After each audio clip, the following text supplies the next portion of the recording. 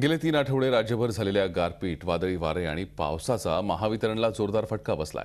अवकाळी पावसामुळे जळगाव परिमंडळात महावितरण कंपनीचं कोट्यवधींचं नुकसान झालंय। परिमंडळात एकूण 2000हून अधिक वीज खांब कोसळलेत। अवकाळी पावसानं संपूर्ण राज्यात कहर केला। या नैसर्गिक आपत्तीत वित्तहानी, जीवितहानीही झाली।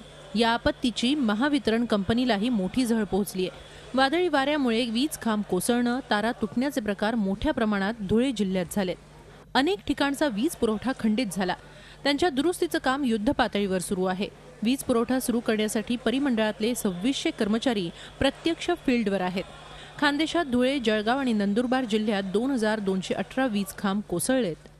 इलेक्ट्रिक पोल वगैरे जो एवढे पडून गेलेले आहेत आणि रस्त्यावर, शेतात कुठं कुठं असे तार वगैरे पडलेले आहेत की असं व्यवस्थित इलेक्ट्रिकवाले असं लक्ष देत नाही, काही नाही आणि परत शेतातलं एवढं नुकसान झालेलं आहे। त्यांना सांगायला गेले, आम्ही पण बोलायला गेलो की बुवा असा प्रॉब्लेम आहे, तर ते म्हणतात की बुवा तुम्हाला जर अडचण असेल तर एका पोलचे 1600 रुपये खर्च करा, आम्ही सर्व मेटल देतो आणि तुम्ही पोल उभे करून घ्या। शेती पंपासाठी त्याला सध्याची परिस्थिती थोडीफार का होईना गरज नसल्यामुळे म्हणा किंवा आम्हाला क्वांटम ऑफ वर्क कामाची भरपूर असल्यामुळे आम्हाला थोडा वेळ लागतो आहे।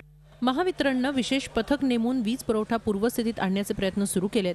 मात्र या कामाला म्हणावी तितकी गती येत नसल्याची तक्रार ग्रामीण भागात केली जाते।